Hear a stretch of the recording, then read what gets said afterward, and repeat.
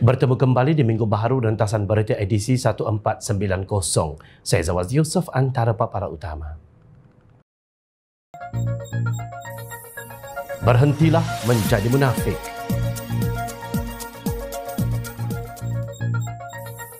Siapa selayaknya menggantikan Agus?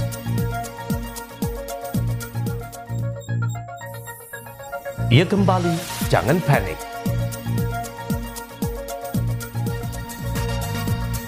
REE antara rasuah dan penafian.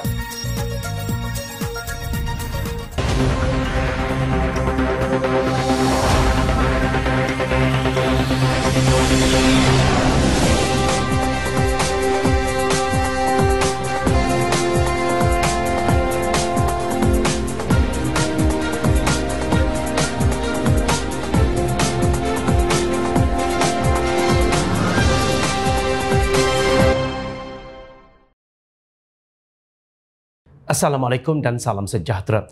Hari ini kira-kira 2,000 ahli dan penyokong PAS atau lebih sinonim dipanggil walaun berkumpul di pekarangan Istana Kehakiman di Putrajaya sebagai tanda sokongan terhadap himpunan pertahan syariah yang digerakkan parti itu.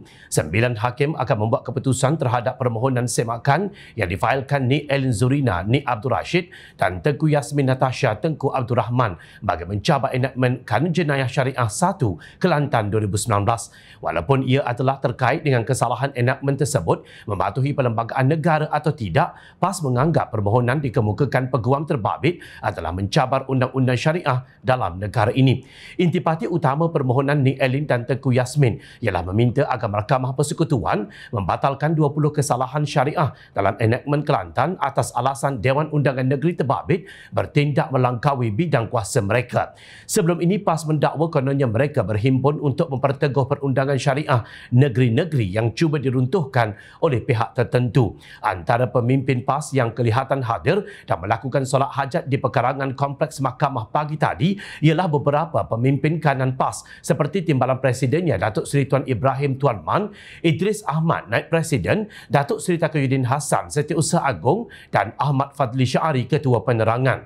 Tidak ketinggalan bekas Setiausaha Agong Barisan Nasional Tan Sri Anwar Musa serta Naib Presiden Bersatu yang juga ahli Parlimen Putrajaya Datuk Dr. Razi Jidin.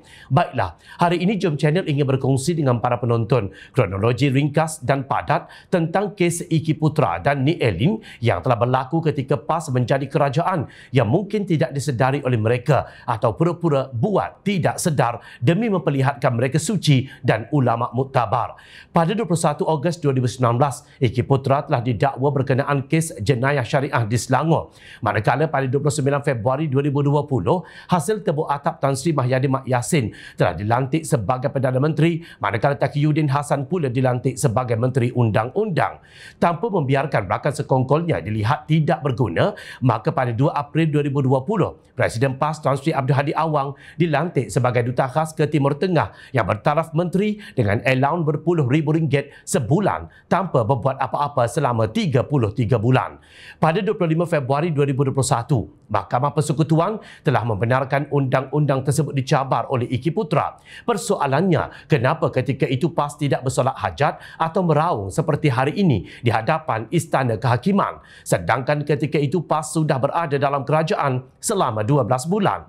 Kemudian pada 19 Mac 2021, 200 orang peguam telah menandatangani petisyen mendesak pindaan perlembagaan. 4 bulan kemudian, Mahyadi tersungkur sebagai Perdana Menteri dan Datuk Seri Ismail Sabri Yaakob pula dilantik sebagai PM9. 25 Mei 2022, Nik Elin telah memfailkan notis usul cabar perkara dalam Kanun Jenayah Syariah Kelantan. 30 September 2022, Mahkamah Persekutuan telah membenarkan undang-undang berkenaan dicabar oleh Nik Elin. Sekali lagi persoalan timbul di mana suara Hadi Awang, pimpinan PAS dan para walaun mungkin sedang seronok di buah kemewahan dan diulik kedudukan yang ketika itu berada dalam kerajaan selama 31 bulan sehingga mulut mereka terkunci rapat. Mungkin ketika ini para walaun sedang seronok menyaksikan bagaimana rakusnya presiden mereka sedang menelan gaji buta daripada duit rakyat jelata. 13 Oktober 2022, Nik Elin telah memfailkan petisyen dan sebulan kemudian iaitu pada 24 November 2022, Datuk Seri Anwar Ibrahim dilantik sebagai Perdana Menteri Malaysia selepas pilihan raya umum ke-15. Seterusnya, pada 19 Januari 2023, 3 majlis agama Islam iaitu wilayah Kedah dan Selangor telah menerima kebenaran untuk menjadi sahabat mahkamah atau amicus curiae. Pada 17 Ogos 2023, keputusan IK Putra di Mahkamah Persekutuan mengejutkan pada 24 Oktober 2023 apabila Presiden PAS Hadi Awang telah memberikan kata dua kepada Kerajaan Perpaduan di Parlimen. Kalau PH tidak bertindak, kami akan bertindak. Wow, hebatnya Hadi Awang. Pelik sungguh, ketika berkuasa dalam kerajaan selama 33 bulan, Hadi Awang buat apa tentang isu ini? Bertindak atau tidak? Bukan main lagi dia berkokok bila jadi pembangkang. 14 November 2023, Lidah Pembohong Rasmi PAS Harakah Daily mula menerbitkan artikel menyerang Kerajaan Perpaduan Madani tentang isu ini, walaupun isu ini bermula ketika di zaman PN PAS. Ya, zaman di mana PAS ada di dalam kerajaan dan Setiausaha Agungnya Taqiyuddin Hassan sebagai Menteri Undang-Undang ketika itu. Itu fakta yang usah dinafikan. Jika kita sebagai rakyat Malaysia, khususnya para walaun, kononnya sedang melalak dan berteriak berusaha melindungi bidang kuasa syariah negeri, kenapa hanya sibuk menuding jari kepada orang lain? Kenapa tidak diperjelaskan hal yang sebenar kepada seluruh rakyat dan negara? Jika benar anda sedang berjuang untuk agama, kenapa semua itu disembunyikan? Tolonglah PAS, berhentilah menunggang agama dan tolonglah jangan berterusan menjadi munafik. Bekas Ketua Pengarah Jabatan Komunikasi Komuniti JKOM, Profesor Datuk Muhammad Agus Yusof tidak lagi mempunyai kaitan dengan Kerajaan Perpaduan atau jabatan berkenaan. Menteri Komunikasi dan Digital Fahmi Fazil berkata, jawatan Ketua Pengarah Jabatan Komunikasi Komuniti JKOM akan diisi secepat mungkin susulan peletakan jawatan itu. Fahmi yang juga jurucakap Kerajaan Perpaduan berkata, beliau dimaklumkan Timbalan Ketua Pengarah JKOM Komunikasi Komuniti Datuk Ismail Yusof berhubung perkara itu. Beliau turut mengucapkan terima kasih atas khidmatnya dan berkata Muhammad Agus kini tiada lagi apa-apa kaitan dengan pihak kerajaan atau JKOM. Saya belum bercakap dengan Perdana Menteri Datuk Seri Anwar Ibrahim khusus mengenai perkara ini. Saya percaya langkah-langkah untuk mengisi jawatan tersebut akan dibuat secepat mungkin, katanya kepada media. Muhammad Agus minggu lalu mengesahkan telah menghantar surat peletakan jawatan sebagai Ketua Pengarah JKOM kepada Perdana Menteri iaitu Rabu minggu lalu. Namun apa yang lebih penting, jawatan Ketua Pengarah Jabatan Komunikasi Komuniti JKOM itu perlu diisi oleh orang yang berkelayakan dan berintegriti tinggi. Pengarah Komunikasi Amanah Perak Azhar Rahman berpendapat Kerajaan Perpaduan perlu membuka ruang kepada calon daripada kalangan orang muda untuk menerajui JKOM. Ini boleh memberi satu nilai tambah kepada Kerajaan Perpaduan untuk mewajahkan kerajaan pada hari ini lebih segar dan mesra kepada orang muda. Namun calon yang dikemukakan perlulah memenuhi kriteria yang diperlukan dan mampu menggalas tanggungjawab dengan sebaiknya. Esko Pemuda Amanah itu berpandangan jawatan ini perlukan seseorang yang berkeupayaan untuk menggerakkan jentera di peringkat komuniti supaya program dan gerak kerja di bawahnya memberi impak. Dengan perubahan dalam kaedah dan pendekatan komunikasi hari ini, seorang ketua yang kreatif dan energetik antara kriteria penting yang perlu diambil kira. Memandangkan perubahan besar dalam budaya komunikasi yang berlaku pada hari ini, calon yang mampu menangkap kehendak masyarakat dilihat ada pada orang muda, katanya dalam satu kenyataan. Untuk rekod, Muhammad Agus dilantik sebagai Ketua Pengarah JKOM pada Februari lalu, namun beliau serta jabatan terbabit banyak menerima kritikan berikutan disifatkan kurang berkesan dalam memainkan peranannya mengeluarkan maklumat berkaitan pelbagai manfaat dan insentif disediakan Kerajaan Perpaduan kepada rakyat. Beberapa pihak terutama wakil rakyat pembangkang turut menggesa JKOM dibubarkan. Sesungguhnya buat masa ini jawatan Ketua Pengarah JKOM tidak perlu kepada mereka yang popular atau daripada kalangan pempengaruh atau influencer, walaupun itu mungkin satu kelebihan. Apa yang lebih penting ialah seseorang yang ada iltizam dan mempunyai daya usaha yang tinggi dalam meletakkan JKOM sebagai ejen penerangan kerajaan berkesan di peringkat komuniti dengan idea-idea baharu yang lebih segar. Tolonglah buat perubahan, belajarlah daripada kesilapan. Kementerian Kesihatan KKM menegaskan kes tuberkulosis atau TB atau batuk kering di negara ini masih terkawal dan rakyat diminta tidak panik. Menterinya Dr. Zaliha Mustafa pada satu sidang media di Putrajaya berkata penyakit TB sentiasa ada namun ia bukanlah wabak dan situasi terkini sentiasa dipantau bahagian kesihatan awam KKM. Mengesahkan beberapa kes TB dilaporkan di Ceras Kuala Lumpur namun situasi semasa jelasnya sentiasa dipantau bahagian kesihatan awam KKM. Bahagian kesihatan awam tengah melihat isu ini dan kita tidak ada perkara yang tidak benar disebar-sebarkan sebab kita tak nak nanti orang ramai jadi panik. Tuberkulosis memang ada, cumanya ia dalam kawalan. Kita kena galakkan pesakit kalau ada apa-apa tanda tentang penyakit itu, khususnya batuk yang berterusan, terus pergi mendapatkan rawatan, katanya. Dr. Zaliha sebelumnya hadir merasmikan Minggu Kesedaran Kerintangan Antimikrob Sedunia peringkat kebangsaan. Sementara itu, beliau mengesahkan beberapa kes TB dikesan di Ceras, Kuala Lumpur baru-baru ini dan Jabatan Kesihatan Negeri juga akan mengeluarkan kenyataan perkembangan terkini penyakit TB dalam masa terdekat. Sebelum ini, menurut Pertubuhan Kesihatan Sedunia WHO, kes batuk kering atau TB meningkat tahun lalu buat kali pertama dalam tempoh lebih 20 tahun didorong pandemik COVID-19 yang mengganggu akses kepada diagnosis dan rawatan. TB meningkat semula selepas bertahun menunjukkan penurunan dengan angka kematian dianggarkan 1.6 juta orang pada tahun 2021, meningkat 14% dalam tempoh 2 tahun. Diatasi oleh COVID-19 ketika pandemik terburuk sebagai pembunuh berjangkit terbesar di dunia, TB meragut anggaran 1.5 juta nyawa pada tahun 2020 dan 1.4 juta nyawa pada 2019. Pengarah program TB Global, Agensi Kesihatan Pertubuhan Bangsa-Bangsa Bersatu PBB, Teresa Kasaiva berkata kini adalah saat penting dalam memerangi penyakit itu. Buat pertama kali dalam hampir 2 dekad, WHO melaporkan peningkatan dalam bilangan orang yang dijangkiti TB di samping peningkatan dalam kematian berkaitan TB, katanya. Dianggarkan 10.6 juta orang dijangkiti TB pada tahun 2021, peningkatan 4.5% pada tahun 2020, kata WHO dalam laporan tahunan TB globalnya. Kebanyakan yang menghidap TB tahun lalu berada di Asia Tenggara iaitu 45%, manakala Afrika pula 23% dan rantau Pasifik Barat 18%. WHO meletakkan pandemik COVID-19 sebagai punca kebangkitan semula penyakit TB. Penemuan menyeluruh laporan ini ialah pandemik COVID-19 terus memberi kesan yang merosakkan ke atas akses kepada diagnosis dan rawatan TB serta beban penyakit TB, kata WHO. Kemajuan yang dibuat pada tahun-tahun sehingga 2019 telah perlahan terhenti atau terbalik dan sasaran TB global berada di luar landasan.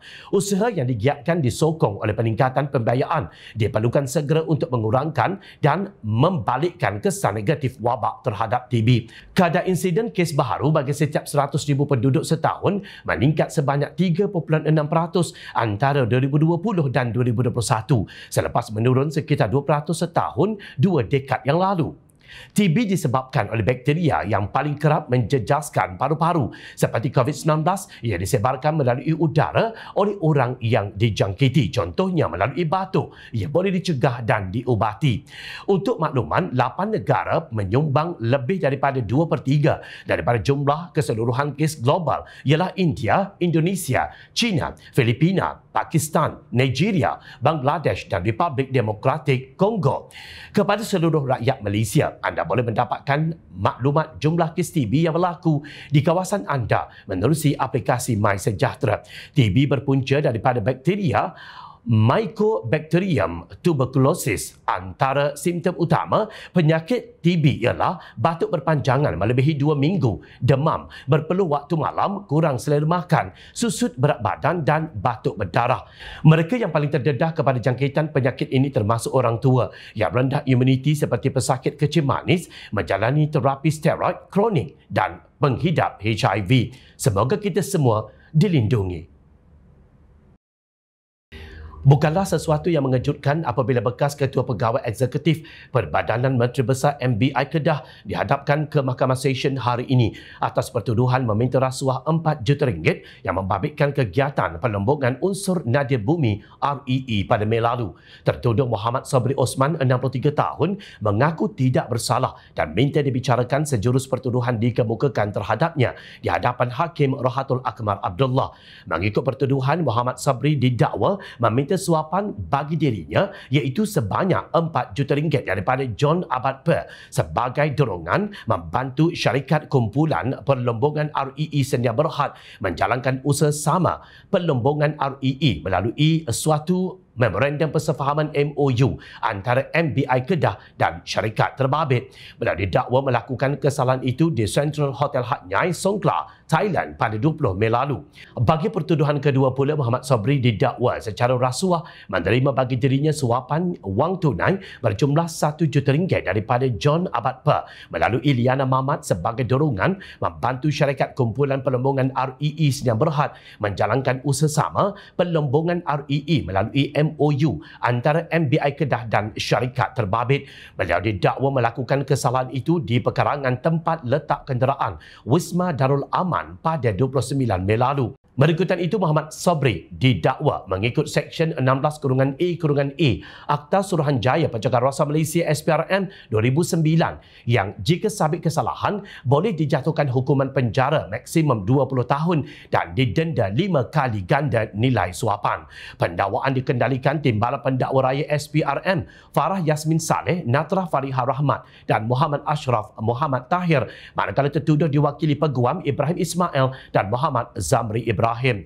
Mahkamah menetapkan tarikh 22 Januari 2024 bagi proses serahan dokumen berkaitan kes berkenaan. Julai lalu, media melaporkan seorang pegawai kanan MBI Kedah dan seorang pengarah wanita sebuah syarikat ditahan bagi membantu siasatan kes rasuah dan salah guna kuasa dalam isu kecurian REE di Kedah. Suspek yang direman dikatakan terbabit memberikan perlindungan pihak berkuasa tertentu dalam kegiatan perlombongan secara haram sejak 2020. Sementara itu, di Kuala Lumpur, bekas setiausaha politik kepada Menteri Besar Kedah Muhammad Hilmi Abdul Wahab dihadapkan ke Mahkamah Session atas dua pertuduhan meminta dan menerima suapan berkaitan projek perlombongan unsur Nadir Bumi REE di sekitar negeri itu Julai lalu. Muhammad Hilmi mengaku tidak bersalah selepas kedua-dua pertuduhan terhadapnya dibacakan di hadapan Hakim Suzana Hussein. Sebelum ini, Datuk Seri Saifuddin Nasution Ismail menafikan dakwaan siri pendedahan mengenai insiden kecurian unsur Nadir Bumi REE hanya bertujuan mewujudkan naratif dan persepsi ke atas Menteri Besar Kedah Datuk Seri Muhammad Sanusi Makno. Sebaliknya, Setiausaha Agung Pakatan Harapan itu menegaskan beliau memiliki bukti berhubung insiden di Bukit Enggang Sik di Kedah yang ketika ini sedang disiasat beberapa pihak berkuasa. Malah beliau menegaskan tidak perlu meyakinkan mana-mana pihak berhubung pemilikan bukti bagi kes berkenaan. Sebaliknya, meminta Muhammad Sanusi menunggu proses pendakwaan kes terbabit dibuat di mahkamah selepas siasatan berkaitan insiden itu dimuktamadkan pihak berkuasa. Beliau mengulas gesaan Muhammad Sanusi yang juga pengarah pilihan raya Perikatan Nasional supaya Saifuddin Nasution yang juga Menteri Dalam Negeri mengemukakan bukti mengenai isu kecurian REE ke mahkamah, bukannya dipentas ceramah politik. Sebaliknya, Muhammad Sanusi dilaporkan menyifarkan tindakan Setiausaha Agung Pakatan PKR itu hanya untuk mewujudkan naratif serta persepsi terhadap dirinya. Come on lah Muhammad Sanusi. Isu utama sekarang ini adalah REE dicuri disik. Pendedahan demi pendedahan mula terbongkar. Pendakwaan demi pendakwaan bakal mewarnai episod seterusnya. Rakyat sedang menyaksikan kebenaran dan ingat, rakyat sedang memerhati. Jom Channel mengucapkan jutaan terima kasih kepada para penyokong dan kepada yang berminat untuk memberikan sumbangan bagi membolehkan kami meneruskan perjuangan menyampaikan berita yang benar. Sumbangan boleh dibuat melalui akaun bank yang tertera. Suara rakyat kami sampaikan demi negara tercinta. Teruskan bersama kami di Jom Channel sepanjang minggu ini. Saya Zawaz Yusof. Assalamualaikum, salam sejahtera. Kita jumpa lagi.